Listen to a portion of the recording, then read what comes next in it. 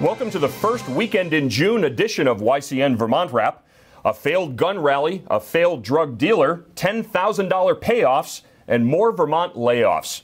Those stories top this week's news and review. Plus, Meg Hanson, the Executive Director of Vermonters for Healthcare Freedom, will join me from Woodstock. And for this week's Political Potpourri segment, I'll take on the Vermont League of Cities and Towns Executive Director Maura Carroll, who is hatching an absolutely brilliant scheme designed to convince you that you're a horrible, evil person, all the while vacuuming up even more of your tax dollars. YCN Vermont Wrap is on now. You're watching H&I on WYCI. Your home for heroes that are unstoppable. Icons that are unforgettable. Fascinating. I'm Captain James T. Kirk. Local sports that are unbeatable. Watch Game of the Week, a sports wrap of high school athletics, and sports talk of the region's pro and top college teams. You can find them all here on WYCI.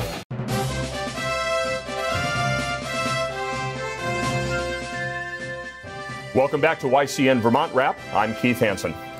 Another round of layoffs hitting workers in the Green Mountain State this week, this time affecting Curag Green Mountain Manufacturing and the Vermont Law School. Curag Green Mountain, with operations in Essex, Williston, and Waterbury, announced that it plans to slash 35 jobs in the state, mostly in manufacturing.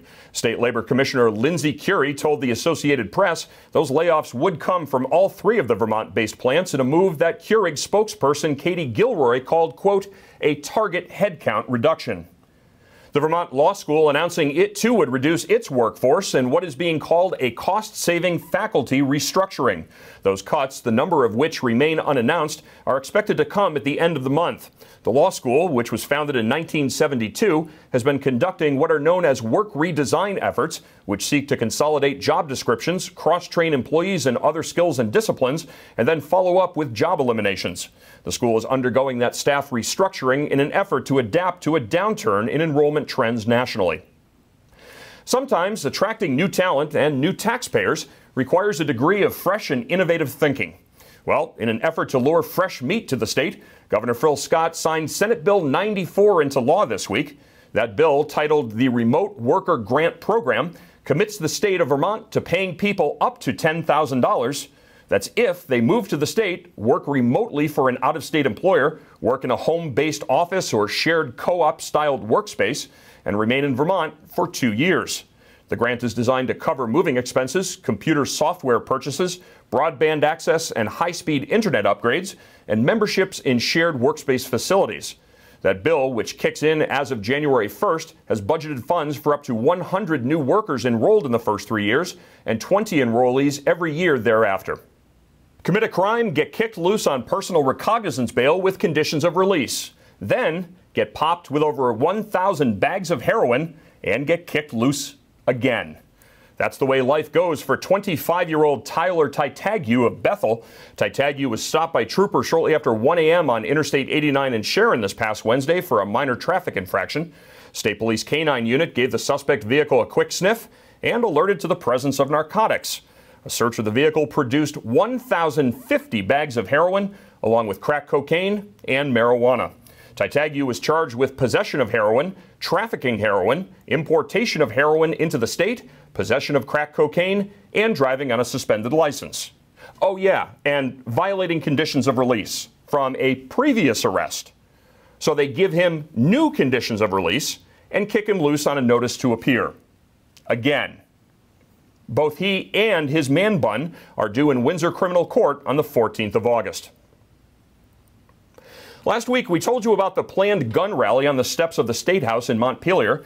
Gun Sense Vermont issued an embargoed press release on the 25th of May announcing the Wednesday, May 30th rally.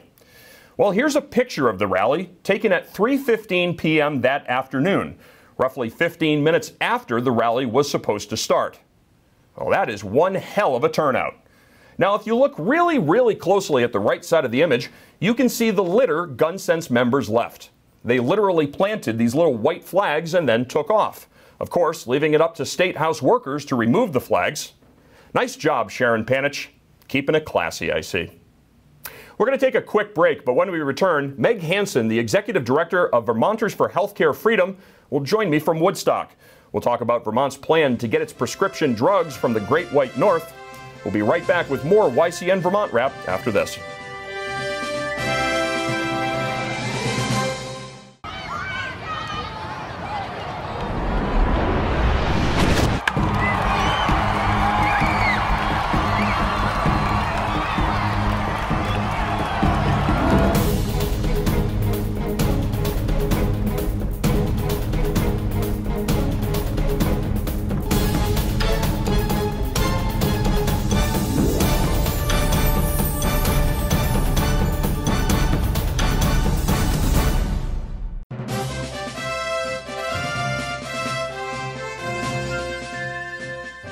Welcome back to YCN Vermont Wrap. I'm Keith Hanson. Recently, Vermont lawmakers approved the wholesale importation of prescription drugs from Canada, with Governor Scott supporting the initiative, saying he believed it would result in lower costs for many Vermonters. Not everyone is cheering this move, however, and there are roadblocks currently which prevent the program from being immediately implemented. The United States Department of Health and Human Services still needs to certify the program before any steps can be taken to get that proverbial ball rolling. Meg Hanson is the Executive Director of Vermonters for Healthcare Freedom, a nonprofit organization it claims is committed to fostering free market reforms in American healthcare.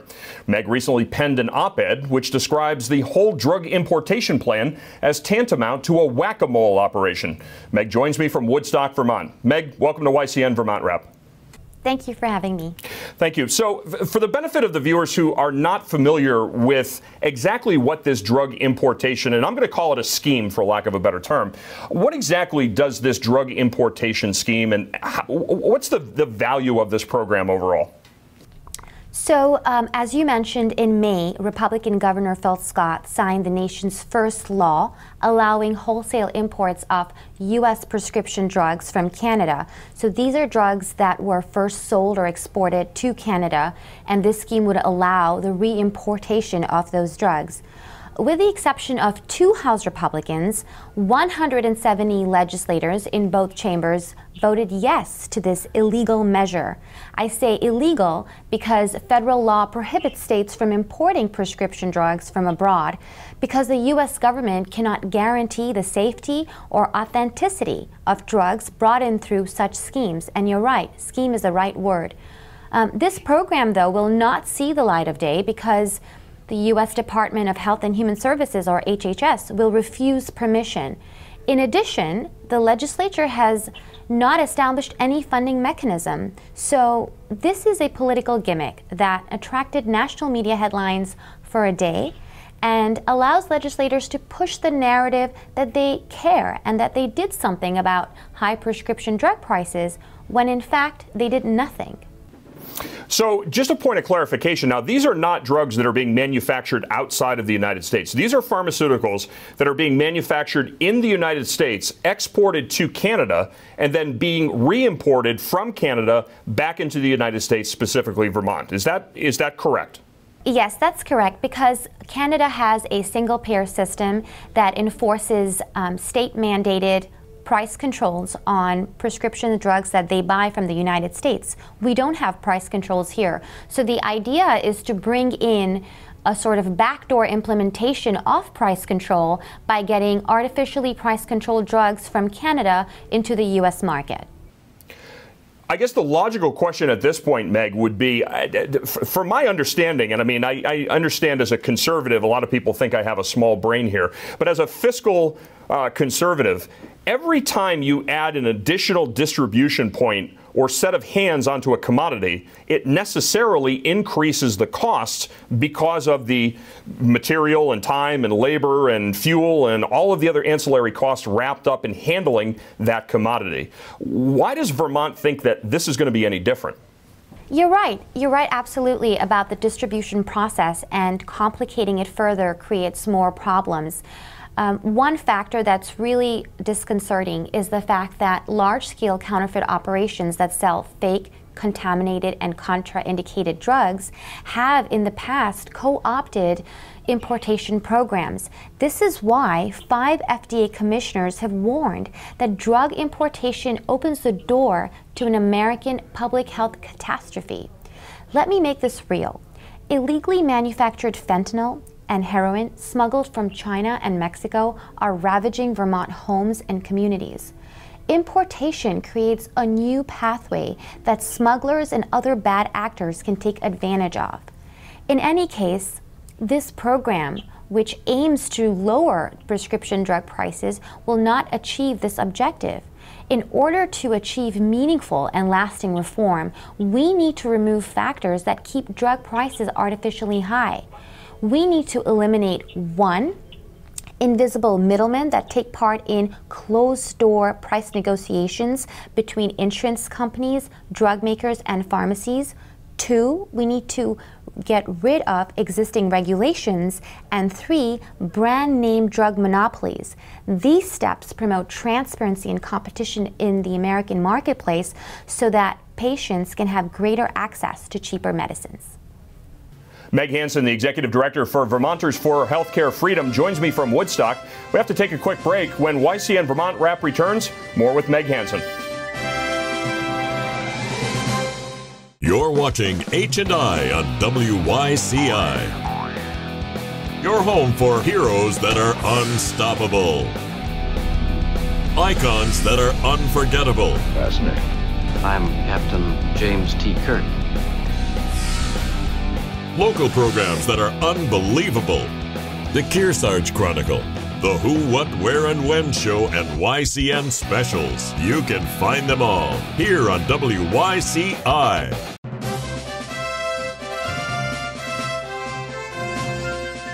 Welcome back to YCN Vermont Wrap. I'm Keith Hanson. Meg Hanson, the Executive Director of Vermonters for Healthcare Freedom, joins me from Woodstock. Meg, again, thank you so much for being on the program this weekend. Thank you. It's a pleasure. So I guess the logical question at this point is, how does what Vermont has done as of right now, how does it fit in with the efforts of the Department of Health and Human Services to lower overall prescription drug costs for Americans, not only Vermonters? HHS actually has recently announced a blueprint called American Patients First that seriously addresses lowering prescription drug prices and out-of-pocket costs. So the Centers for Medicare and Medicaid Services, or CMS, and the FDA are a part of HHS. CMS Administrator Seema Verma just launched a drug transparency tool that lists price data and price changes for over 30,000 drugs to help patients stay informed. And in conjunction with this, FDA Commissioner Scott Gottlieb is taking steps to ensure that brand name drugs do not monopolize the market by preventing cheaper generics and biosimilars from competing. Sadly, instead of supporting these good and substantial policy reforms, our lawmakers have decided to illegally make Canada a medicine cabinet for Vermont. All legislation, just like the road to hell, is paved with good intentions. Of course, this is designed to help people and cut costs. Realistically, Meg, what can we expect to see happen in Vermont as a result of this if it were permitted to go through? Well, Keith, we need to understand that the Vermont legislature and our governor picked politics over progress. Perhaps they thought that they were showing up DC, but the fact is that attempting to bring in artificially price-controlled drugs from abroad into the U.S. equals showing the middle finger to the hard labor of American scientists, to our federal laws, and to the public health safety of Vermonters. I would urge the people of Vermont to ask your state rep and senator, why did he or she endanger our communities and waste taxpayer funds by spending all this time in Montpelier crafting such a reckless gimmick? Why did the governor sign it into law? And I would also encourage Vermonters to make sure that your future representatives do not forget you and your family when they make laws for our state. Meg Hanson, the Executive Director of Vermonters for Healthcare Freedom. I want to thank you so much for joining me on YCN Vermont Wrap. Certainly appreciate your time. Thank you. Thank you. Coming up next on YCN Vermont Wrap, it's time for Political Potpourri. This week, I'm going to fill you in on one of the biggest money-making schemes since the idea to create carbon credits and sell them like an actual legitimate commodity on global exchanges. We'll be right back after this.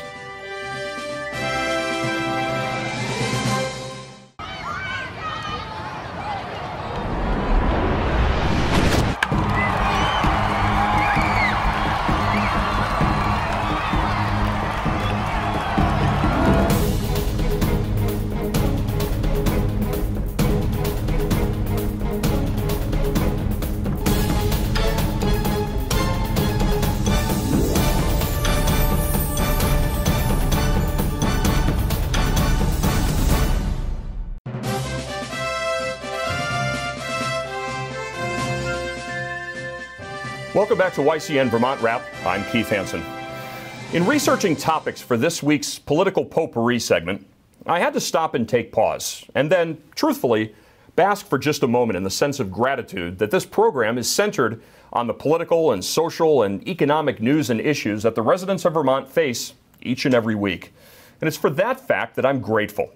I'm grateful because there's no shortage of topics to bring up, unpack, analyze, and then, quite frankly, just make fun of, ridicule. And as so often said when dealing with topics that are outrageous or outlandish, you couldn't make this stuff up. Well, in my gratitude expressing zeal, I wanted to make sure that I took a moment to extend my deepest and most heartfelt gratitude to the Executive Director of the Vermont League of Cities and Towns, Maura Carroll. Maura, you've done nothing short of handing me this week's Political Potpourri segment on a big old silver platter. Look at that. It's this week's topic, and it's on a silver platter. You see, the newest edition, the June edition of the agency's publication, the VLCT News, Maura has decided to wade into the murky waters of diversity and, wait for it, implicit bias. Now keep in mind that the Vermont League of Cities and Towns is a nonprofit, nonpartisan, allegedly nonpartisan organization, according to their mission statement, that exists, quote, to serve Vermont's municipal governments. Since 1967, this organization has provided essential, cannot do without support services, such as educational workshops, consulting advice for municipal officials, and support for legislation that, quote, strengthens local government. Of the roughly $5.9 million that flowed into this little program, that's according to the audited financial statements available on their website, and which, for the record, comes in part from dues that your city or town pays to it, a little over 59% went right back out in compensation expenses. That's fancy speak for salary. That's about $3.5 million in salary. Now, I called them Thursday afternoon, told them I was working on a news article, and wanted to know how many salaried employees they have. The woman who answered the phone, who was very pleasant, told me, quote, there's about 53 of us. Now, based on straight line division, that's about $111,000 per year per employee. Not bad work, if you can get it. For doing what? I'm not exactly sure, though. Remember that famous line from Ghostbusters when Ray Stantz, the character played by Dan Aykroyd, looks at Bill Murray's character, Dr. Peter Venkman, and then says, quote, you don't know what it's like out there. I've worked in the private sector. They expect results. Well, the executive director of this organization has been busy earning her paycheck by trying to get her own results, researching and advocating for what is called, air fingers quotes, implicit bias training. Now, I get it. You get a lot of these social justice warrior terms that get thrown at you, and you got to keep up with them. So if you're not among the woke of society, let me explain to you the thought process behind implicit bias. You're a racist. Did you know that? Now, you'd probably say to me, no, Keith, no, I'm not a racist. I'm not a racist at all. And, well, you might be right. You may even have friends within your very inner core of that social circle who are black or Hispanic or Asian or gay. And so you believe that you live your life and conduct your affairs free from the taint of isms. This is what you believe. At least, it's what you believe based on what you're able to ascertain consciously. But did you know, deep down inside, in that place deep within the recesses of your brain, that place that takes 15 years and $100,000 worth of visits with your psychologist to penetrate and access, your subconscious, you're a racist. You are. And Maura Carroll, in all of her smug self-righteousness, is here to tell you that. In fact, she does, quite literally. In her opening letter, Carroll goes on to define implicit bias using a definition attributed to the United States Department of Justice, which reads, and I quote, "The unconscious or subtle associations that individuals make between groups of people and the stereotypes about those groups." She then goes on to opine, quote, "Without us being aware at all, these associations can significantly change our behavior and decision-making based on the person or people with whom we interact. We treat people differently, or we treat different people differently based on any number of variables: race, religion, gender, sexual identity, education level, and so on." So there it is. You're a bigot. You're a xenophobe, a homophobe, a misogynist. Yep, you. That's right, you. You are. Because now, the social justice academics have devised a way for you to be guilty of racism and bigotry and not even know it. Isn't that brilliant? And she's going to advocate for junk science to prove this theory correct. And then once this untested and easily refuted junk science, that, by the way, has absolutely no basis or legal standing in a court of law, known as implicit association testing, or IATs, and that proves just how unaware you are of your own inherent unconscious racism, Maura Carroll and her gaggle of social justice advocates will then be able to justify that your company pay for implicit bias training. And then you'll see your taxes go up, because a mandate will come forth requiring every single person who works or volunteers for every single city, county, town, or municipal branch and sector of government in the state, and every person involved in any aspect, no matter how inconsequential, of state government, will also be mandated to have this toxic, unconscious inclination to heap social and economic disparities on the 3.8% of the state that isn't white, trained right the hell out of them. Somebody's got to pay for it, and that someone is you. Sheer brilliance. Once again, we see how statists have managed to vilify and demonize the people they seek absolute despotic control over, and at the same time, literally monetizing nothing. They are in the process of creating, right before your eyes, a multi-billion-dollar industry out of nothing. An industry contrived purely by convincing you that you're bad, that you're wrong. There is something wrong with you, simply because you exist. An industry whose representatives will, for the right price, train you how to eliminate something that you would have no capability of making a connection with, even if it existed. Something that they claim lies within your deeply rooted subconscious. Now, I believe, in my most humbled of opinion, that the sheer idiocy of this entire sham is succinctly illustrated in the opening of Maura's third paragraph. And I quote, "If these influences affect each of us on an unconscious level, what then can we do about it?" Well, let me tell you, absolutely nothing, except capitalize on it. Because what you allege is the driving force behind all of the abhorrently egregious instances of racism in the whitest state in the country. And that is supposedly rooted in the subconscious brain. Remember the publication of self-help books, all of those self-help books? You know, the ones that train you and teach you how to subconsciously reprogram yourself? Well, that's another multi-billion-dollar industry. And most of those books wind up in the bargain bin at your local Goodwill or Hannaford's.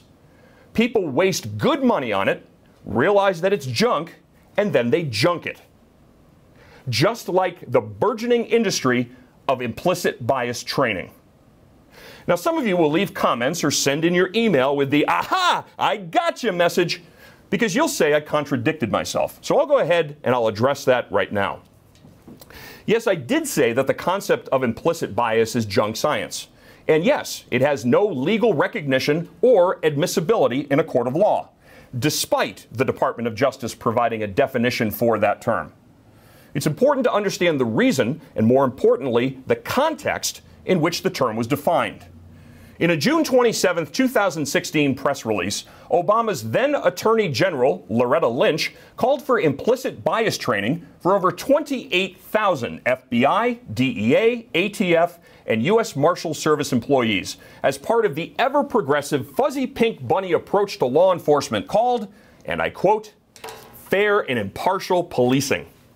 Interestingly enough, the United States Department of Homeland Security, which employs over 60,000 Border Patrol agents, were exempted from that training. You know, I guess the Ghostbusters reference I made earlier was far more apropos than what I originally thought. The antagonist in that film, an EPA inspector named Walter Peck, accuses the Ghostbusters of being nothing more than financially motivated charlatans. He goes on to say to the mayor of New York City, quote, "These men are consummate snowball artists. They use sensitive nerve gases to induce hallucinations. People think they're seeing ghosts. And then they call these bozos, who conveniently show up to deal with the problem with a fake electronic light show."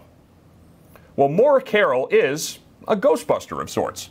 She's leading the effort to convince the residents of Vermont that the specter of racism is alive and well and residing deep within, a possession of sorts. And for a cut of the financial action, her and her bozos will be glad to facilitate that exorcism.